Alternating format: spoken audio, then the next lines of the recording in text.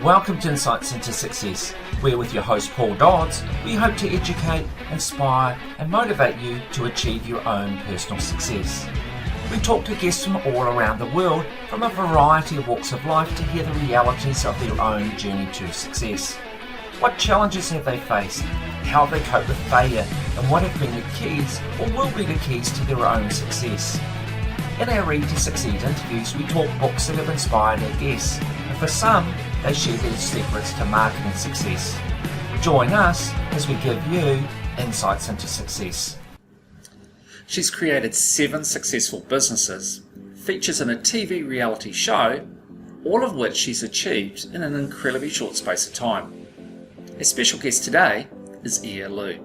All right, Iyia, well, thank you for coming and joining us on the show today. I want to kick it off by first asking you, how did this all start? Did you aspire to be a businesswoman when you were young, or did this kind of happen at a later date? Can you tell me a little bit about that? When I was in high school, I actually started buying and selling bulk lots of clothing from Trade Me. Yeah. And I would take photos of them and relist them on Trade Me and sell them. And at the time, I didn't know that was entrepreneurial. But looking back, I'm like, okay, that's actually probably my first little dabble. And then I went to uni and I was going to do finance.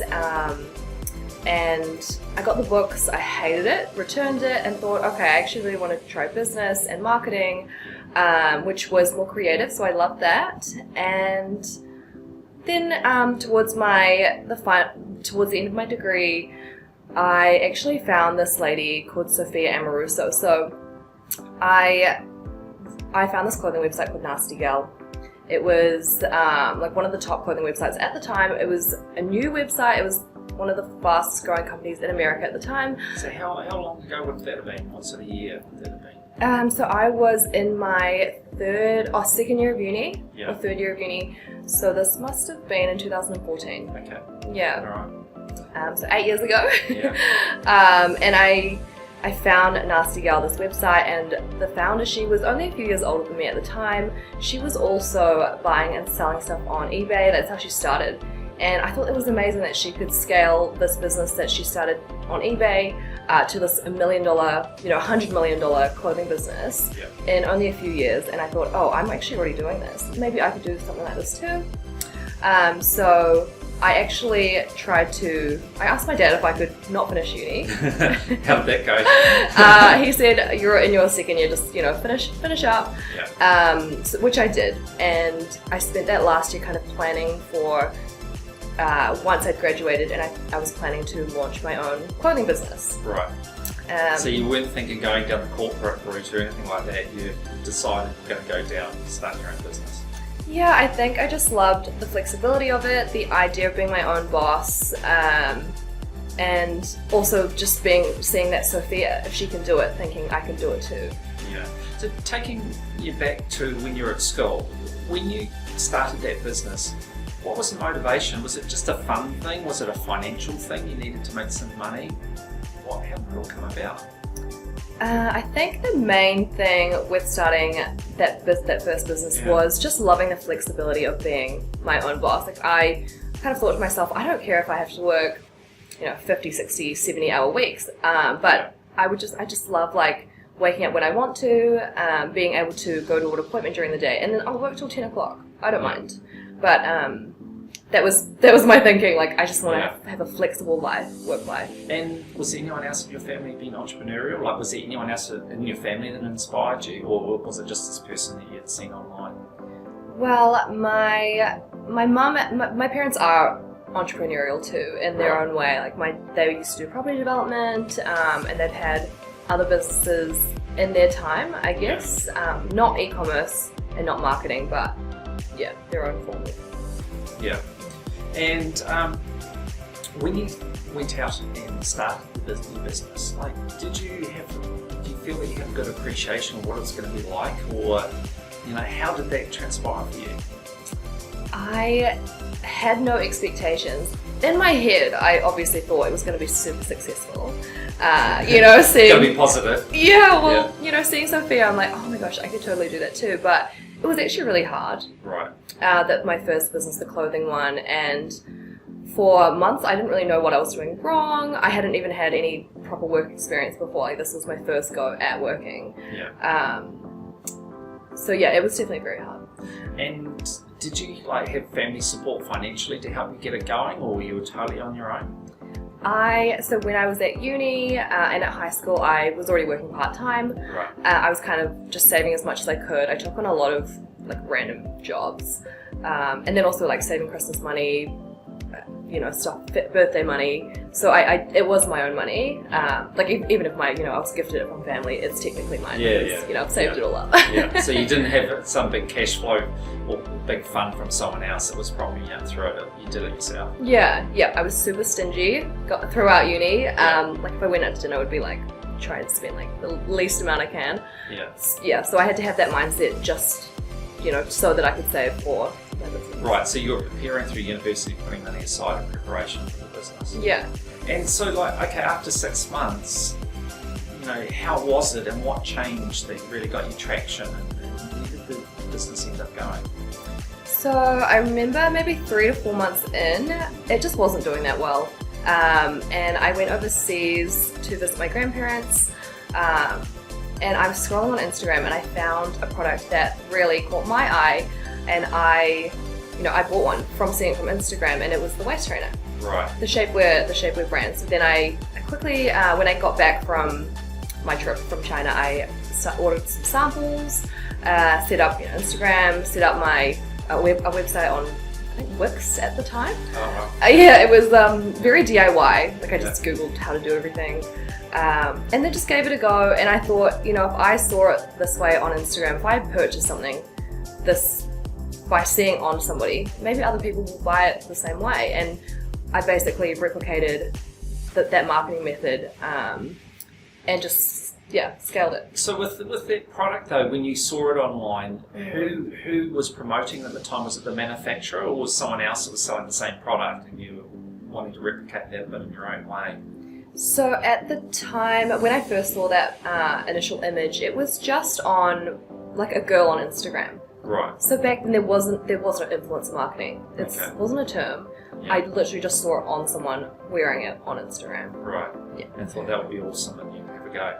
So tell us how that went. Like what was the key turning point with that, because it ended up really taking off. So give us a little bit more insight into what happened there. So when I started I think I had like $5,000 left from my clothing business. Like I put a bit more than $5,000 in the clothing business. It didn't do well. I sold the stock off. I had about $5,000 left. Used that to, buy some of the shapewear, do the bits and bobs, setting up the website, the little costs. And then started off by gifting product to my influencers, people I knew. Well, they weren't influencers. Right. It was people that I knew on Instagram, and the only cost to me was the product cost and the shipping cost. So we sent out a lot of product and it was working. We started dabbling with Facebook ads, just doing it myself. And then we saw that this was a good combination. So we started scaling in terms of paying people with slightly more followers, offering them a small cash incentive. That was working. So and this is at a time when that wasn't really common to do that. You're one of the first to be doing that sort of approach. Yeah, this was in 2015, so it was like pretty early days. Yeah, definitely. So that was, I think, good timing for me. And then it just got to the point where we were paying people, $1,000 or $2,000, $3,000 for a post. And then, we also ended up working with Kylie Jenner.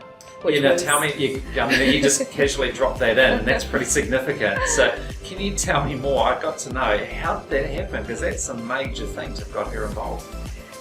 So because it was working so well, we had so much momentum and we were just trying to scale what we were already doing. I thought, okay, how can we, reach people on a global level, and who would be really good to represent this product, represent this brand? And I thought, one of the Kardashians. So I actually tried reaching out for months to Kris Jenner, the momager, and I didn't really get a response. But then eventually, a celebrity talent agency, actually reached out to me. They must have seen what we were doing. working with top tier influencers, Yeah. and they sent me the celebrity list, a bunch of celebrities on it, and we just picked Kylie, did a contract, paid the fee, and yeah, it was actually very straightforward. She just, did the post. Right. Wow. And what a difference did that make? How significant was that difference? It was good to try.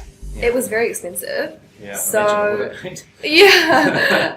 So in terms of ROI, like it did take maybe a month and a half to get that money back into the business. But in terms of branding and marketing, we got a ton of PR from it, which is you can't put a dollar value on that. No. And yeah, she also opened us up to America, other countries. She's got followers from every country. So yeah, it was not just about sales on that, in that time period. There's other bigger picture. Yes. So what happened with the business? Where did you go with it in the end? I ran it for about a year and a half, and then I also added a supplementary brand. It was meant to be a supplementary brand called Luxe Fitness. It was supplements, health products, fitness apparel, and I thought, people buying the shapewear were into like weight loss and fitness and keeping in shape. So I thought we could probably cross sell. Yeah, synergies. Yeah. And started that, and then also ran that for I don't know how many months, but then ended up selling the two combined to a buyer. Someone kind of just pitched it in my head, like, have you ever thought about valuing your business? And I hadn't, and I just got a valuation. And I thought, okay, we could actually sell it. So that leads me to a question I wanted to ask, because you've, I think by count, and I might be slightly wrong, but it's impressive, doesn't matter how you look at it, you've set up about 7 businesses. Now, a lot of them you've gone on to sell. Now, what I'd like to know is what's been the motivation behind that? Because the reason I ask it is because a lot of people create a business and then they find it really hard to let go. And then there's also the argument that, the business hasn't been going that long, it's got a lot more I can do with it, so I'm going to hold on for quite a few years. But you've never, taken that approach or suffered from that concern. Can you shine a little bit of light on that for me? Like, why have you been so willing to sell those businesses? I think for me, I thought at the time, like I've got this formula of setting up a business with, I can do it. So I've done it twice already. Yeah. I could probably do it again. So I thought if I could actually get this, a good price for it while it's growing, while there's momentum, I could probably just start another one. Right. And like that was wrong. That was right, but also wrong. Like I had started businesses after that have not done so well. Yeah. And I've also started ones that have done really well. So yeah, it's even with that same strategy, it's been totally dependent on the niche or like the type of business it's been. I guess for you though, one of the big things is you can say, look, I didn't end up doing what some people do, hold on to something too long and end up with nothing. You've at least cashed out at a time where you've got good value. Maybe you could have gone on to more, but at least you've gone and actually realised or crystallised some of your success. So a lot of people don't do that, so there's a lot to be said for it. But there's always a challenge though, isn't it? How long do you run this business before you go, okay, it's time to move on? Yeah, completely, yeah. And in saying that, like I think now that I have sold and started a few more, it's actually very hard to grow a business. So, going forwards, learning from previous, I probably wouldn't sell so quickly. So yeah, because that's one of my next questions is like, through all your experience, what have been some of the key lessons that you've learned? Key lessons? Yeah. I feel like I'm always learning. Every business is different. There's always issues or, challenges. I guess one of the main challenges would be scaling. I had a gift box company, and we'd started it just me and my business partner, and we had scaled it probably too quickly. It was definitely too quickly, to the point where we didn't even have the resources, we didn't have space, we didn't have raw ingredients, no staff to actually fulfill and manage that business. But every single business has different sets of challenges. Right now with Tidal Hair, our hair care brand, we are having freight logistical issues. I'm sure everyone is right now, but just anything. So where do you think you've learnt the most? Have you learnt the most when things are going well, or have you learnt the most when things have been tough and maybe some businesses haven't gone so well? Where do you think your greatest learning has been? Greatest learnings are definitely with failures. Right. Yes, obviously failures are unforeseen, and then when they happen, they are a bit of a shock. But I used to actually get very, worried and stressed out about every time something went wrong. Yeah. And now I'm kind of just like, okay, it's happened. I just need to find a solution, and just try not to let that happen again. Yeah. Yeah. So, through your journey so far, how stressful has it been for you? Pretty stressful. There have been periods where things go really well. You're doing really great sales.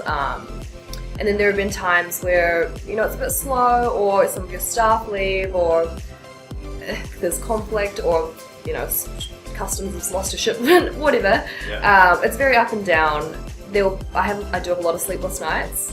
But then in saying that, I don't mind. I love what I do. So Right, that's important. You get passionate about it. Because do you think, like, if you weren't passionate, you didn't particularly like, but you were just doing what you were doing, do you think that would make a big difference? I think for me personally, I'm just passionate about growth as a whole. So seeing things evolve and change, and that's exciting to me. When things are a bit like static, I do get a bit bored, or like not as passionate, but yeah. And how do you deal when you get bad publicity? That must be a challenge. How have you coped when things haven't gone so well and you've had some bad publicity? How's that gone for you? How do you manage that? Bad publicity it's very hard. It's very tough mentally. I have a few colleagues that have also had bad publicity to the point where they've had to move overseas, or it's very hard. And when I did get some bad publicity a couple of years ago, it actually dragged on for almost 2 years. Not necessarily with the media, but some people even just keep jumping bringing in. it up. Yeah, they're just bored, maybe bored. I don't know, trolls. I even had to do like a court order against just random people. It's definitely hard to sometimes be in that position. And how do you deal, and speaking of that, with the whole thing with social media these days? Because everyone's got an opinion. They don't often know the full story, but they're not hesitant in coming forward and saying things about other people online, and all that potential bullying and that goes on. How do you cope with that?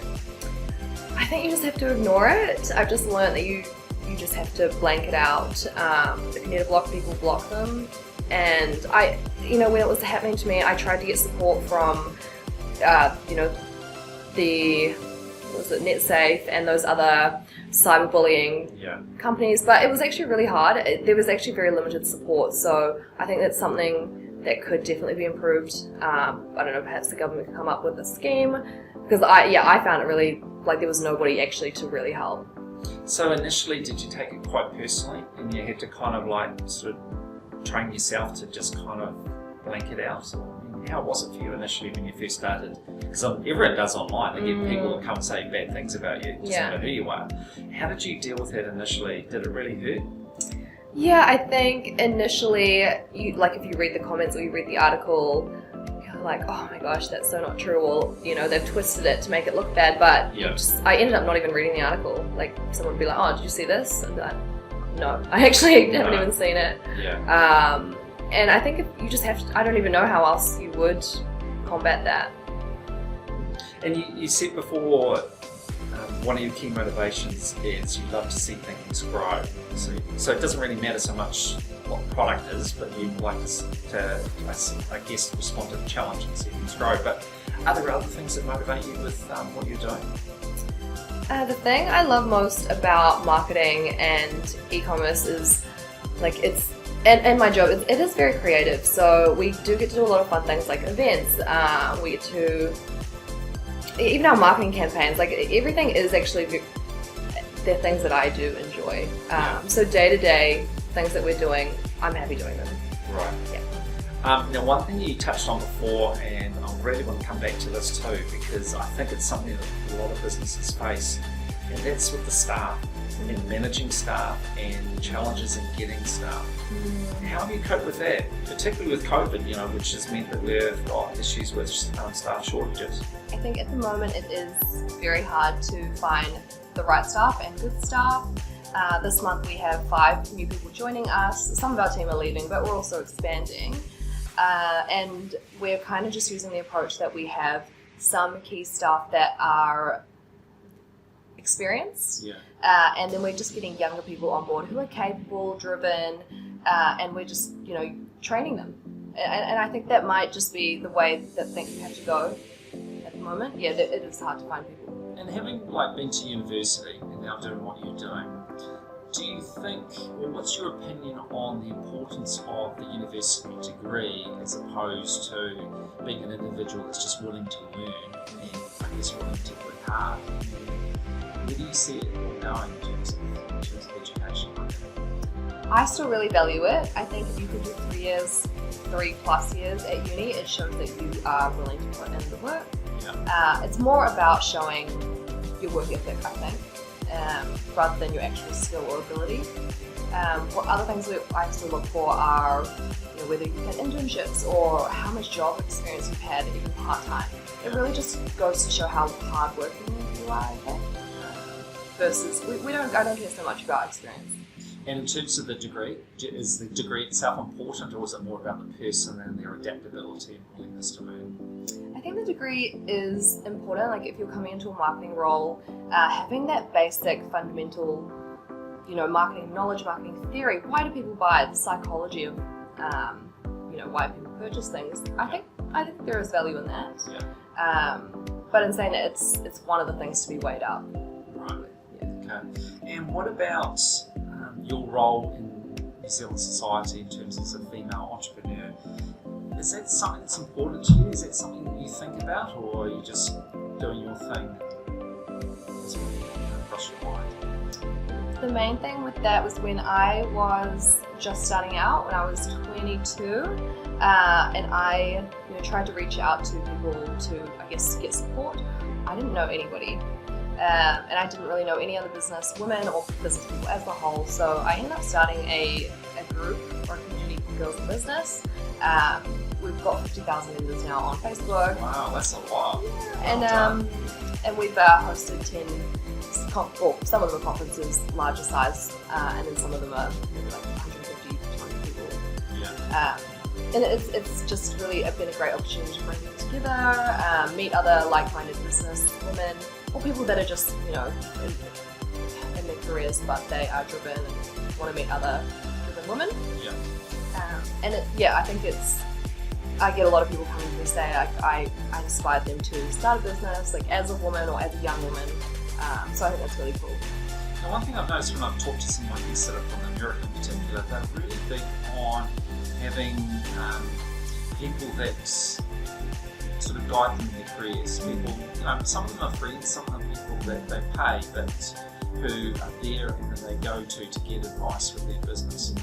To what extent is that something that you have used, and to what extent is it something that you think is good for entrepreneurs to have someone else there, or multiple people there for that matter, that can help you on your journey? I think it's really important to surround yourself with other people that you can bounce ideas off, get insight into the things that they are doing, that maybe you could optimize your own operations and things to improve your own business. And I found that even I don't do a lot of networking stuff, but even sometimes in brief conversations with people, people might bring something up and I think, I should actually implement that. I was in a pharmacy and I bumped into an entrepreneurial friend, and he was talking about we've got hair products, but people buy them once, and he kind of just brought about that's not really consumable, maybe you should bring out more replenishable products. And I actually thought, hey, why haven't we done that? So even little things like that was probably 5 minutes, and because of that I tweaked my business. So it's super important to talk to other people. So do you think that sometimes we can be so close to things that we can't actually see them, and we need someone to either help us to do it or do it for us and actually give us a wider perspective? Would you think that's the case? Yeah, I think you just have to be open-minded and try new things. If you don't, you'll just end up being left behind. Yeah, so you've got to continually evolve. Yeah, definitely. Like I feel like I'm optimizing things every day. Right.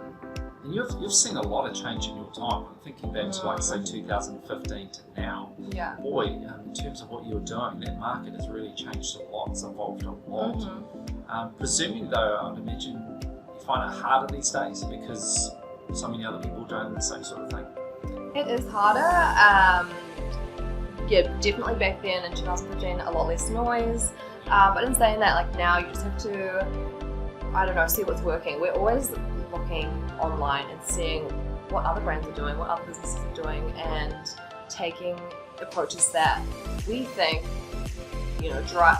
get us to purchase from them, as us as the consumer, and then applying those within our own business. Right.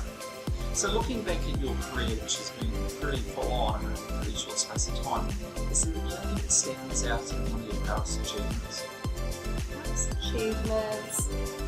I don't think I have one. I think for me, all I want is just to have a very busy and busy life. I love it. I think you can tick that box. Yeah. There's no problem there. I know. So, I don't know. There's a lot of things that I'm proud of. I guess just starting all the businesses. I ended up landing my own TV series. I've spoken at conferences in Kuala Lumpur. I've flown to Melbourne to speak at a conference. And flown around New Zealand. There's a bunch of things that aren't totally related to my businesses that I've done that really awesome. And when you've been asked to go and do public speaking, how was it the first time? Was it you didn't think about it and you were relaxed, or were you one of these people that was nervous and you sort of built your confidence over time? The first time I was very, very bad. And then I think the second time I was like, I'll have a glass of wine. And I had 2 glasses of wine, got up on stage, couldn't hear the questions. Right. It was bad. So second time was also bad. And then third time I started getting a bit better. Right, so practice makes perfect. Yeah. So these days you feel a lot more relaxed getting up and talking on stage? Yeah, I think after, filming, especially filming TV series, and doing a lot of podcasts and just, really practicing, it definitely helped. And how's the TV series been? How would you describe that experience? So the TV series is called Boss Babes. It's about my life and a little bit about business. And it was pretty fun. It was a fun experience. They kind of just followed me around, not all the time, but just if something interesting was happening. But yeah, it was like definitely one thing to tick off my to-do list. And did you find it really intrusive? I mean, how was that? And did you have much control over it so you could protect some of your privacy? No, so when you sign the contract, within the contract it just says you have no control over the editing. We don't even get to see it until it's aired. It's going to be scary, isn't it? It is scary, and I think when we watched it air, you look at yourself and you pick on yourself. Yeah. But everybody watching that was in the series picked on themselves, and I thought, it's human nature. Yeah, we're our own worst critics, aren't we? Totally. Yeah, we see things that other people don't see. Yes. Which is hard. So for you though, what does success mean to you? What is success in your mind? Success for me is just flexibility, and not, it's been awesome not having to worry financially, being able to support myself and also be independent. And I think one of my dreams or life goals from when I was in my teens was to just have a nice home, have a big family, which maybe just becoming a win is more of a thing that I want. And I'm working my way towards that, so that's kind of my success. And why do you think you have been successful and so successful so quickly? What's been your major ingredient? Again, I think I'm super passionate about growth. I'm obsessed with growth. I'm always thinking about how we can optimize things and what could be improved, and just making sure everything is in place and things are happening. And every time it gets a bit slow, I actually get a bit bored. So I guess that is the whole reason, and also my want for my dream of having a home and having a big family, just being able to work my way towards that, that is the main driver. So it's just a question that's occurred to me now. It's like, if you were to look back at yourself, say when you just came out of university, you're just starting the business, what would you see? Like, how much have you changed in that time? I think I've still got the same drive as back then. Maybe a little bit less actually, because like now I'm 28. I'm actually getting a bit more. Kind of get tired easier. Don't say you're getting old. I know, but I used to be able to wake up from 7 and work till 10, Right. And now I'm just like I can't do that anymore. Right. It's a bit harder. Yeah. But in those early days, you were putting in long hours. You were working Yeah. long hours. Yes, but it's because I just loved seeing things grow, Yeah. and yeah. So you didn't really see it so much as work. You were enjoying what you were Yeah. doing. Yeah. Oh, that's a good way to be.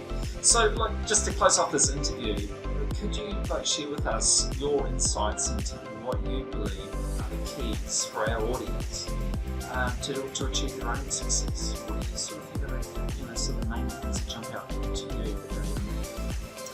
I guess one of the main things is working out what you really want in life, like what is your success, and how badly do you want that. So, yeah, and I guess if you're super driven, you'll get it because you're not afraid to put in the work. That would be the number one. I think another one is just giving things a go. I know so many people that have amazing ideas on paper or in their heads, and they don't really execute. Maybe because they're afraid of failure or whatever reason, but I failed a lot, and you're only ever going to improve and grow and succeed if you do fail along the way and learn from those mistakes. That's definitely been a big learning. Like, I'm a big doer, and I've failed a lot publicly, but yeah, you just got to do it. Yeah, I'm glad you brought that up because a lot of people are scared of failure, and in society often it's seen as a big negative if you fail. But from what you're telling me, you're not scared of it, and you don't see it necessarily as a negative in the overall picture. Maybe in the micro picture at the time, but overall you don't really see it as a negative. Would that be fair? I think it's more like it's inevitable. Right. You're going to fail at some point whether you want to or not. It's just going to happen. So it's like you just have to deal with it and improve and move on. And for those people that don't go out and fail, they say, oh, I'm going to fail with anything, what would your response be? For those people, I would just have to reiterate that it's not a bad thing to fail. All of my biggest learnings have been from failures and thinking like, oh, that was a really expensive failure, or that was terrible on me mentally. I don't want that to happen again. I'm not gonna do that again. And do you think you've been good at learning your lessons from failures? Like, do you have a habit of repeating them? There are some that I have repeated. Sometimes it's due to like a lack of, maybe just accidental things. Shipments going missing, for example, or had a shipment seized not that long ago, which they destroyed like $100,000 worth of stock. Wow. Internationally. And it's like they're little things that I could have picked up, but I just made small mistakes that I hopefully will not make again. But it could happen because of human error. Yeah. And you're a pretty harsh critic of yourself, do you think, or you give yourself a bit of a break sometimes? I don't really criticize myself. I think if you get too caught up in it, you're going to end up super paranoid about everything you do. Yeah. You just got to move on. All right, well, thank you so much, Iyia, for taking the time to come and talk to us today. I mean, what you've done in a short space of time is quite incredible. The fact that you keep saying that you're into growth is abundantly obvious from what you're telling us and what you're doing. I mean, it's quite staggering. So, really excited to continue to watch your progress. You've achieved so much so far, and goodness knows what you got next, but I'm sure it's going to be exciting. So, good time. Thanks for having me. No worries.